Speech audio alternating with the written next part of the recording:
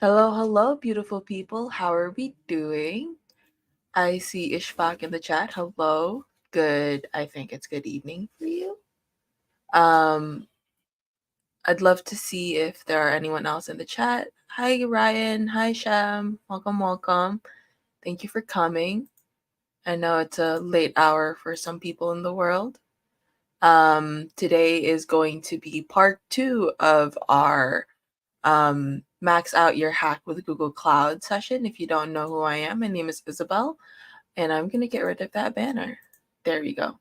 Awesome. So, as we had mentioned, we were already going through the cloud basics. If you don't have if you haven't joined us in the previous session, the slides are in the link tree, or like where you found these slides. Underneath that is the part 1 recording.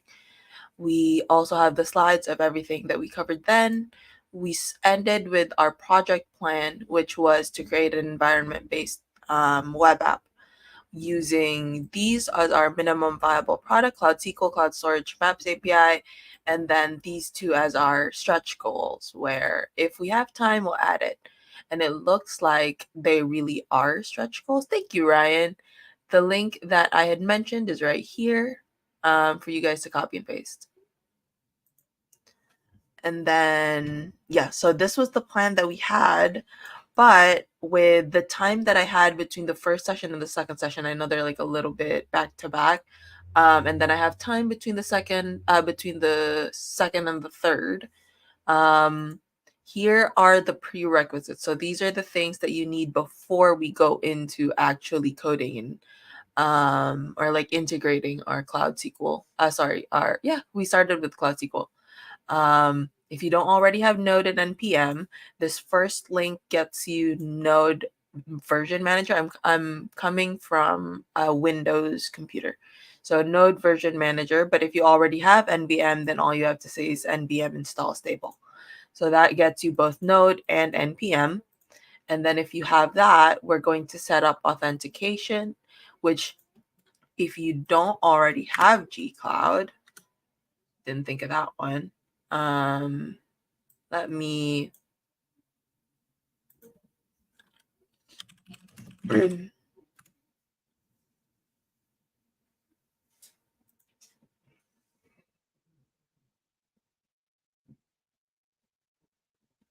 gcloud init starts it, but if you install the CLI, what am I missing?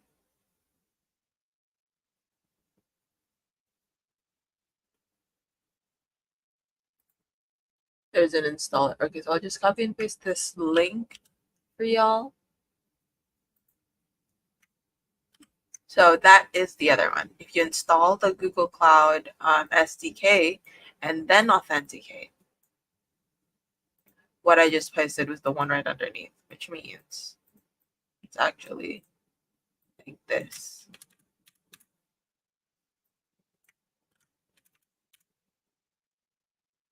Sorry about that, friends. Confusion. Oops. So let's do this. Get installing the CLI and then setting up authentication. That is the order. Where can we access your slides? Absolutely. Linktree, which is right here, is where you'll see everything, including these slides, including the previous session.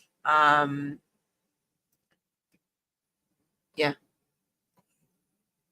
So I'm gonna leave it on this page for a little bit so that if you have any questions about this, otherwise, if I hear in the chat that you're ready to move on, I shall.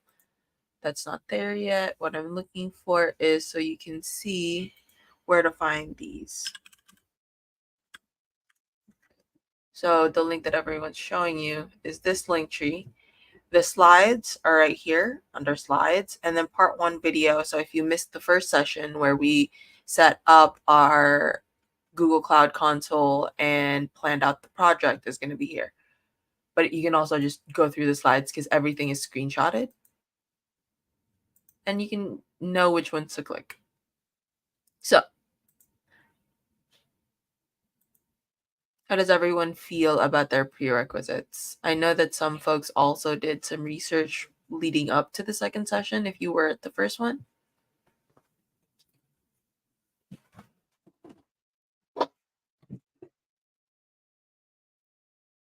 I know I had a lot of like going through documentations, passing around like try this method, try this method, try this method, try this method, and looking through the documentation. So I'm hoping that by giving you the steps that I already went through, it won't be as like confusing. Feeling really good about this project. Love to hear it. Thank you. I'm very feeling good about it as well. Love to hear from others in the chat as well. But otherwise, I will move on to our start. So once we have our Google Cloud project set up, so we stopped right here. We had our welcome page you're working on. This is the project that you're working on. And then you have the option to go to billing, compute engine, cloud storage, etc. I'm then going to go to SQL. And the way that I did that is going through navigation menu and then SQL. But this already has the instructions. So let me show you what you're actually going to see. So when you go to Cloud SQL, you have the option to create an instance. An instance is um, a set of databases. So you can have an instance full of multiple databases that you then relate to each other within that instance. And then the single instance is following a single language. So you'll have a MySQL instance, a Postgres instance, or a SQL Server instance. Um, you'll also have the configurations. One thing that we will see in a future slide is that a cloud SQL requires you to have compute engine already. So when I looked through cloud SQL, I didn't remember to set up cloud SQL, set up compute engine. But when I specified that I would be using MySQL for my instance, and then I went to my next slide, my next screen, I am told what I'm missing. In order to create an instance, I don't know if you can see all the way there zoomed in. In order to create an instance, you have to enable the Compute Engine API first. So it's telling me what I'm missing within the like flow of the graphical user interface. And then I just enable the API, and that's that step already done for me instead of going through a different page, etc. So that's why I don't think I've seen that in other cloud services where you'll then be given to the docs and then you'll figure out, oh, I needed this one first. So kudos to them. Once we have enabled both Compute Engine and MySQL, we are going into creating the MySQL instance now.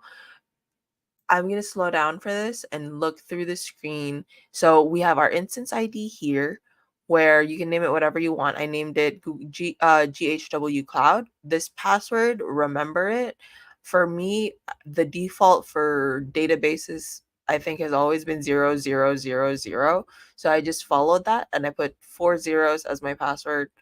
You can also say no password if you're not going to deploy this or if you're sure that no one's going to mess with it, or if you can't remember your passwords. MySQL version was left on default, which is MySQL 8.0. I clicked on Enterprise instead of Enterprise Plus, but we're going to edit that later. So this is like the default tier, Enterprise versus Enterprise Plus, but then you can specify because right now I'm at 14 cents an hour, which is for very, very big projects. We have $25 to spend on the entire project. So $3 a day is going to be too expensive for us. So I made changes to the SQL instance to minimize how much resources it is using. So remember when I mentioned in the previous session that using the cloud is basically using computers in different data centers um, that do the processing for you. So in this case, we want to minimize what those machines are using. So the choose a preset for this edition. I picked the lowest option, which is Sandbox. You get the lowest number of gigabytes and CPUs, I think.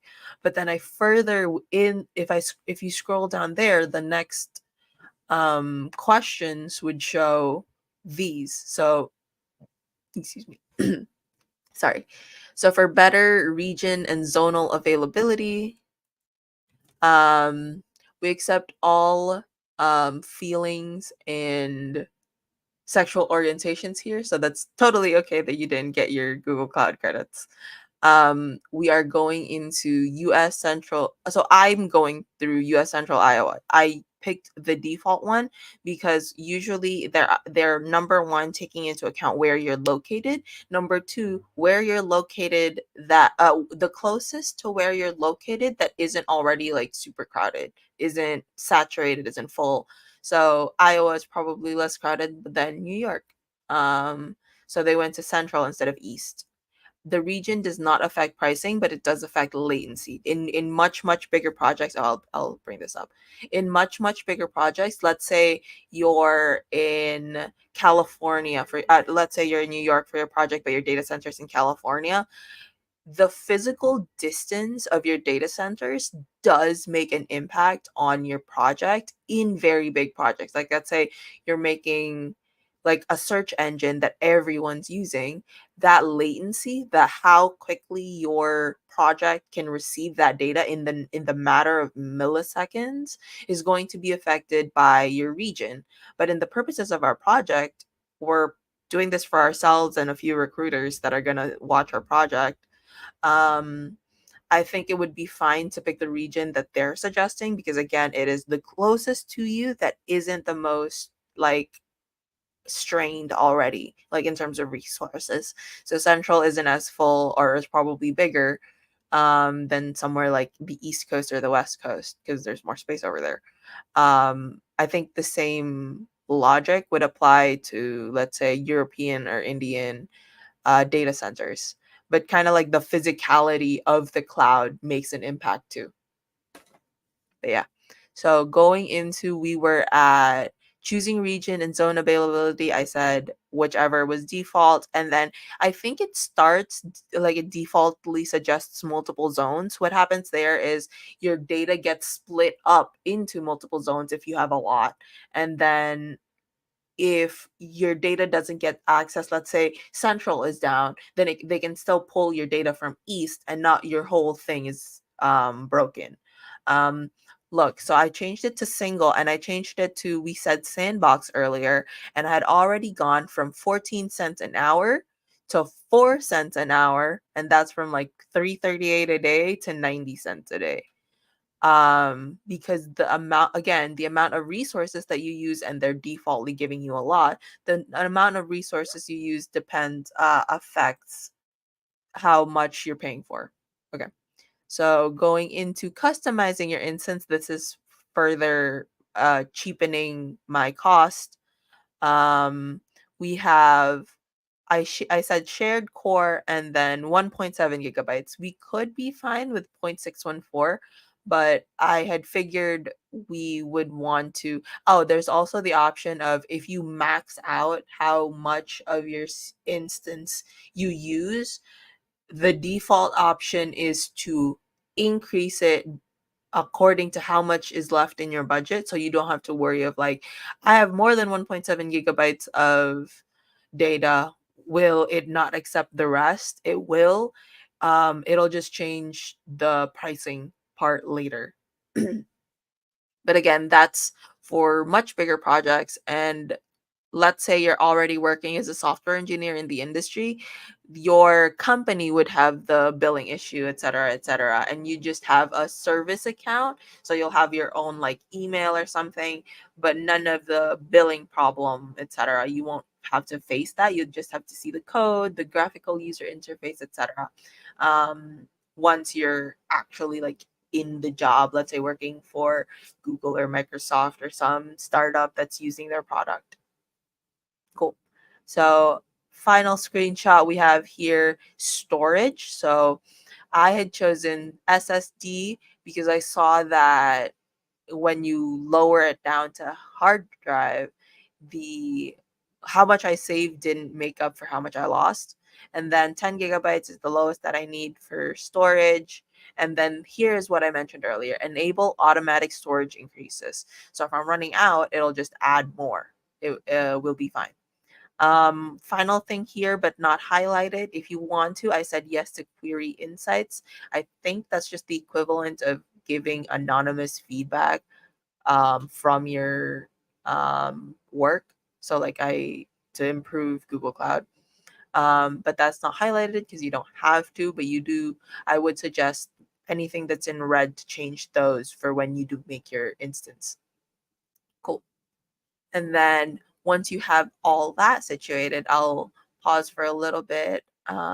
Maybe people have any questions before they're done with their MySQL instance. But this is where you end up once you're finished with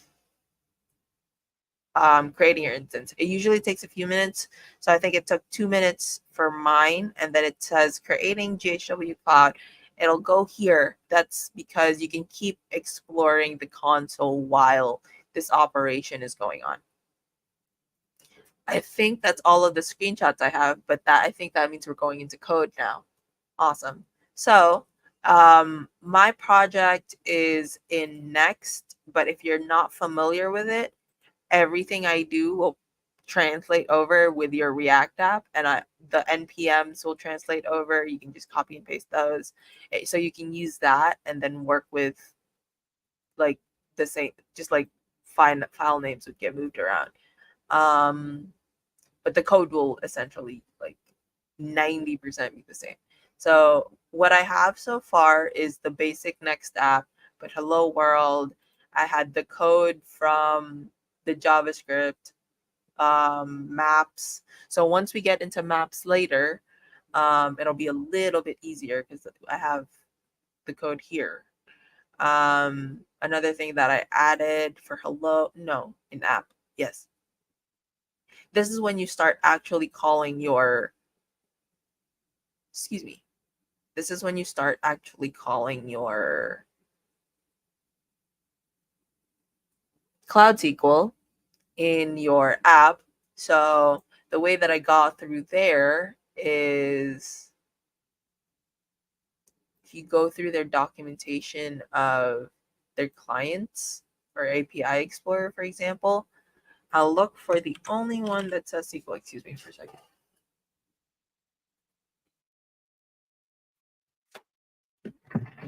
So if I scroll down, there's only one that says SQL, not NoSQL. So SQL Admin API, I go here, and then these are the service endpoints. It's kind of like the other API, like similar to any other API where you make a request and then you receive something in return. This is the URL that you make a request to. These are the functions, or these are the methods that you would be able to use. And the one that I'm going to use, so I'm going to go to V1 and then databases, and then just get. Oh, I wanted you to scroll down to it, not go to the different page. Oh well. So get, this is our HTTP request, which I'm copying over here. And oh, where did I get this code? I got this code in one of the GitHubs.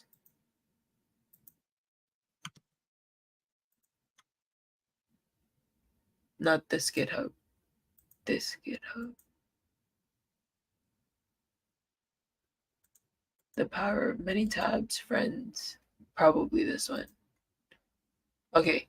So I went to Google Cloud's GitHub where they have sample code, or got there from the docs.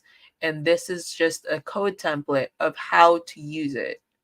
So we have importing the SQL library, which I have right here. We have initiating the client. So I'm starting my database. we have our call list.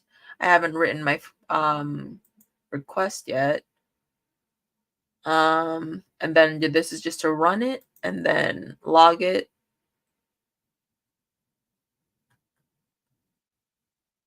I copied it again. That's on me. Oh, and then I paid.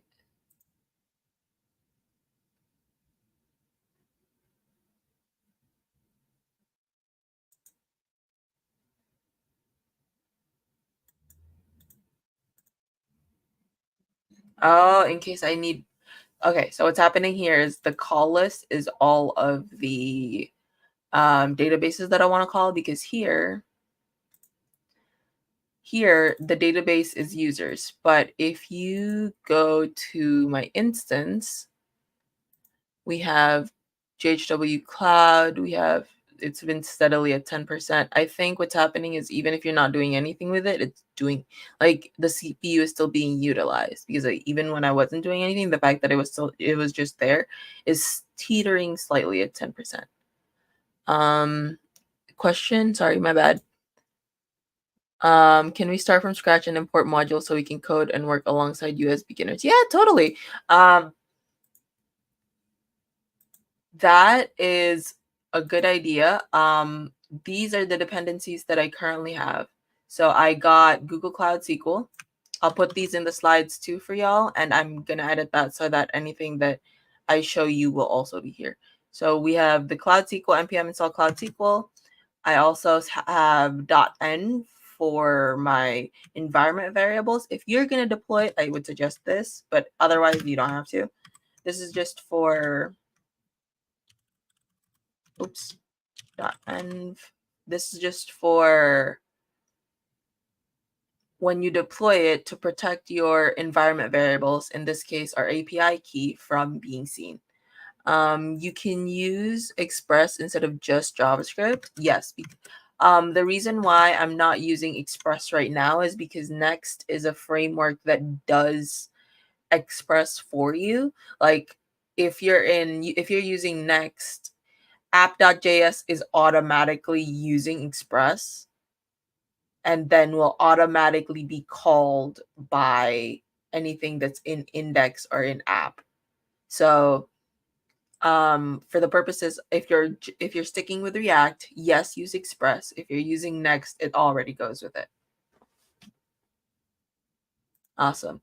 So another one that we have is, no, you were looking at package. And then next, React DOM. Anything else? I think the other things that are installed for me are next. So, I mean Tailwind. So, npx create.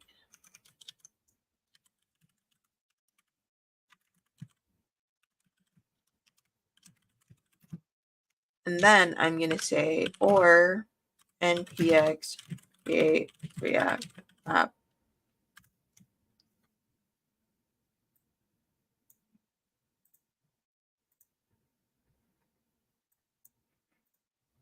Tiny little, yes.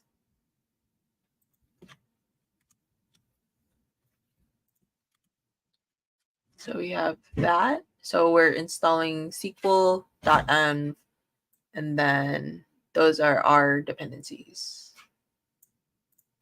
If there's anything else that I missed, anything like logical leaps that I didn't go over, let me know, definitely, so that I can fix this for y'all, especially for the ones that are catching the recordings. Tailwind for styling. Yes, we are using Tailwind for styling, or I am using Tailwind for styling. I would suggest using Tailwind for styling, but if you're more familiar with the other ones, I won't stop you. The thing that we're gonna enforce is just the cloud stuff.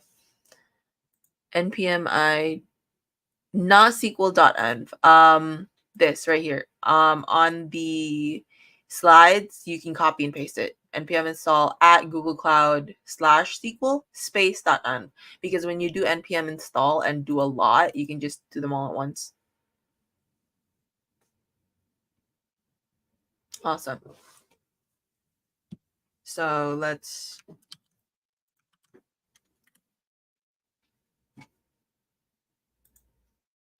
next in React would be present with npx.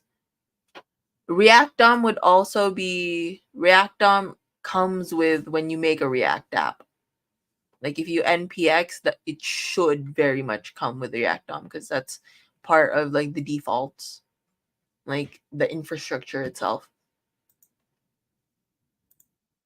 So we are going into, where are we? Oh, so now we're at the call list. We are figuring out, because that's as far as the prep that I prepared is at. We are now going to together figure out, let's construct this request. So let's see, where's my handy dandy?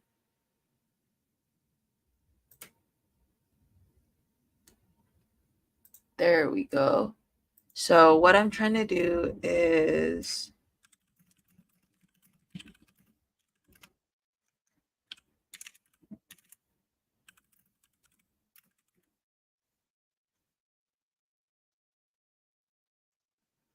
okay, so going into the code, which I'll zoom in case people, I forgot when you screen share, you got to do this. So if you haven't been able to read my text before, you can now. Okay, let's see if anyone has no messages for me. Let's see. So what we're going to do is call our connection here, but I need an example of that.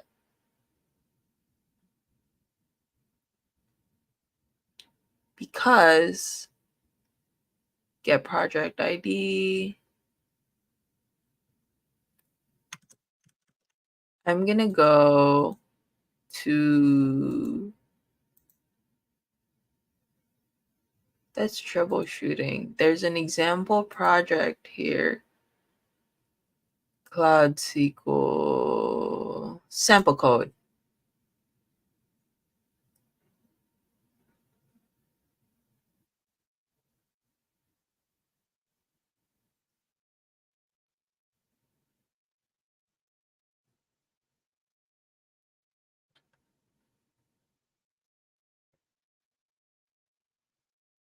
That's why Node is separate from JavaScript. If you go through the JavaScript one, it gives you like HTML, CSS, JavaScript. If you go through the Node one, that gives you like React, Next, etc. That's what we're missing. So let's go through the Node client. We have right here, what we need is, if we use,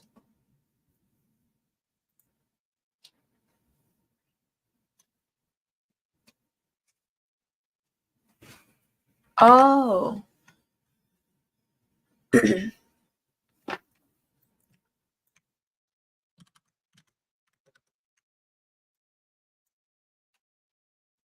nice shot. Okay, let's see. We are usage. Give me 1 second, friends. Let's go on a quick commercial break.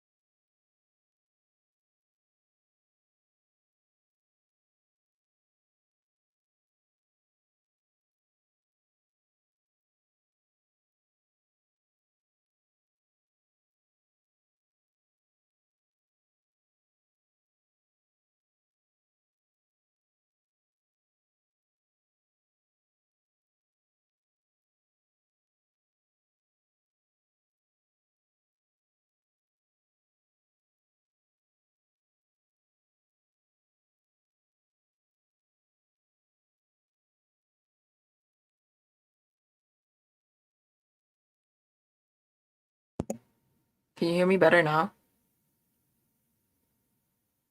I was rambling. My bad. I'm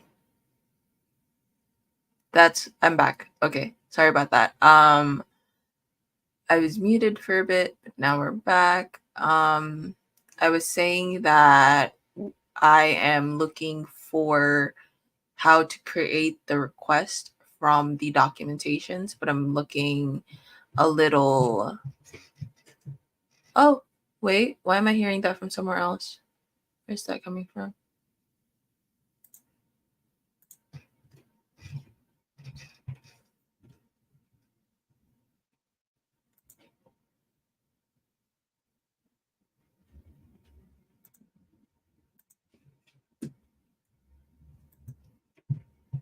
Why did I feel like I heard something?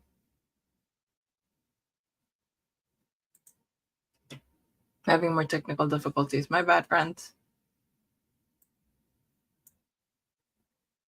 I'm hearing these news about GTA 6 and I'm very curious because I feel like 5 was ages ago and I'm hearing now that there's news of a sixth one. I'd love to hear from like the audience what that's about while I figure this. We can side story at the same time. Chat it up. Let's hide this. Let's see. I don't have code snippets to try. What do you do when you have no one to ask? I think so. We have the project here, execute.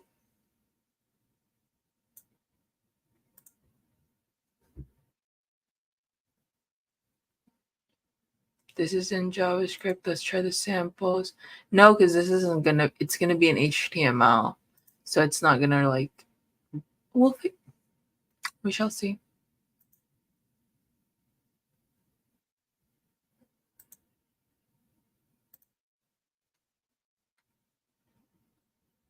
Someone saying graphics are good for GTA 6. That's cool.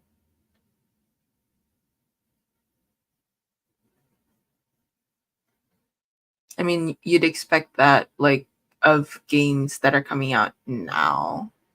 Like I'm personally someone that gets turned off it by a game if the graphics are really bad. Like if the rest is good but the graphics are bad, I still don't play it.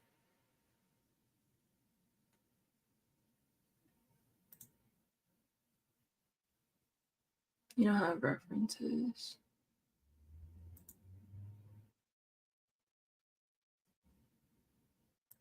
I have this. I have, where is it? This, right? And I'm guessing, I don't even think I need this.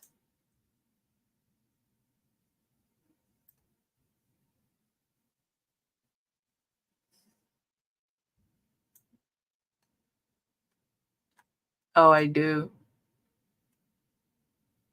Because the project comes from there. But the project also comes from here.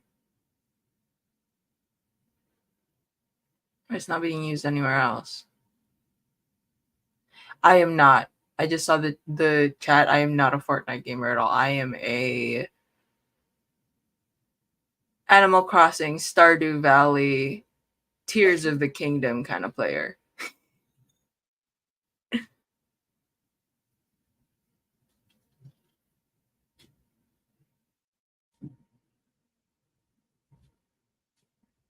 What am I missing here, friends?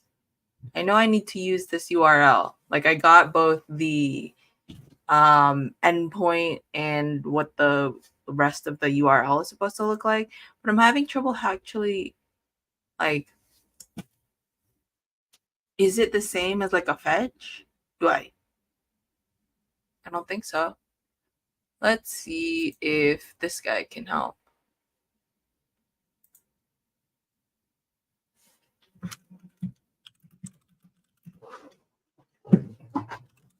These, at the very least, I'm teaching debugging tools.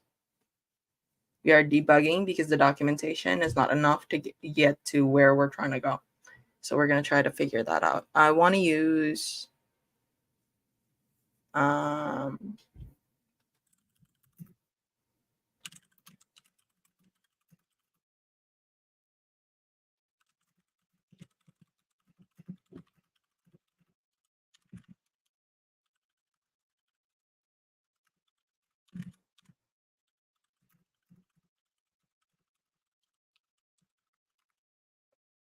so what I'm doing now, seeing if my friend GPT can do, oh, but I didn't say,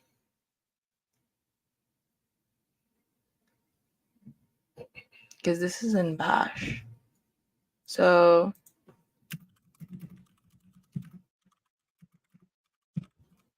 I'm specifying what I'm using.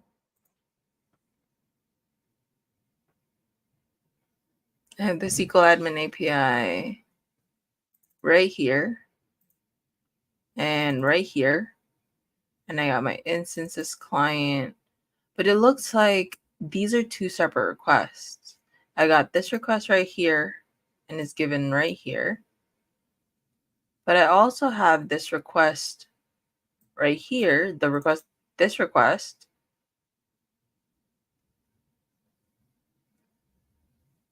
Call get. Yeah. Call list and call get are different. So that's not what I need either. But I know that I got one. Yeah. The second one comes from somewhere. Call list. It's probably from SQL admin because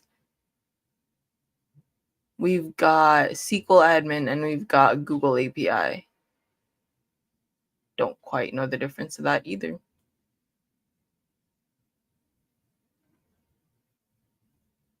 Let's see.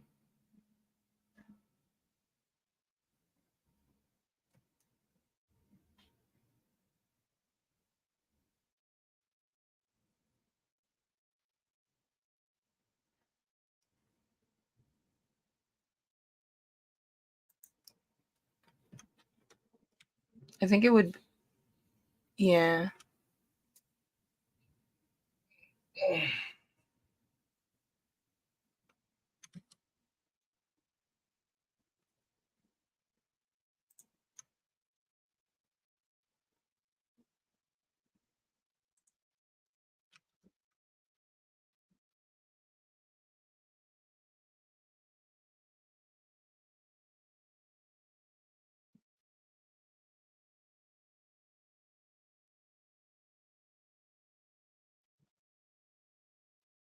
I don't think I'm gonna catch it within, like, get the solution within the next 13 minutes. So I'm trying to see.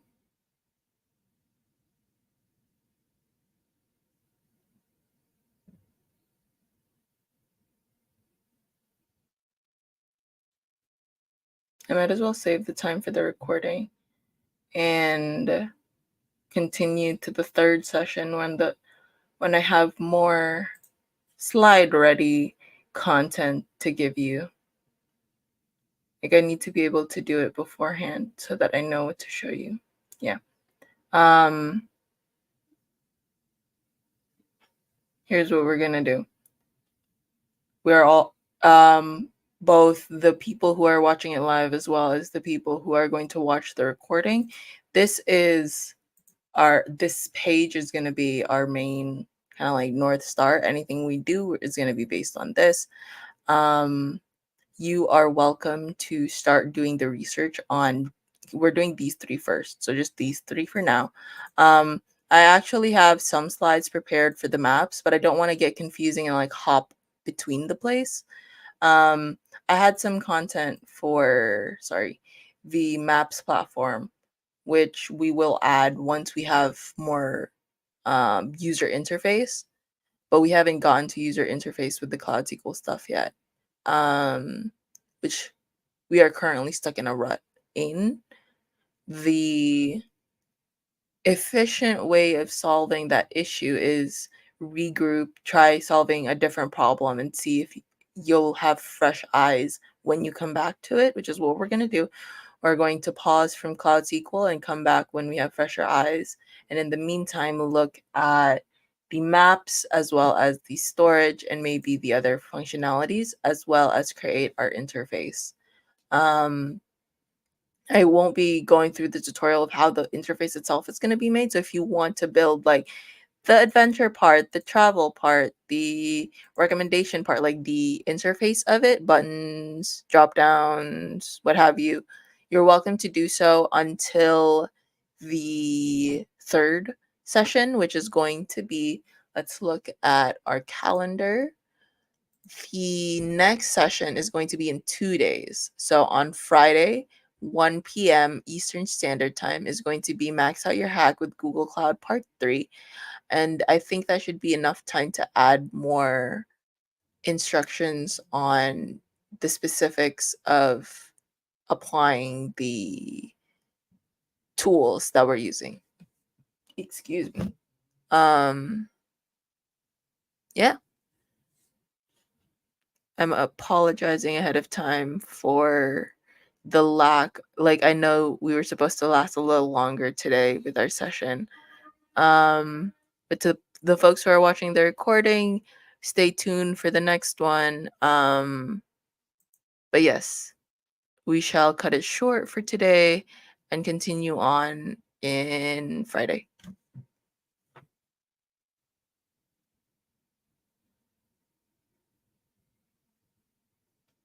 Let's see. Thank you, friends.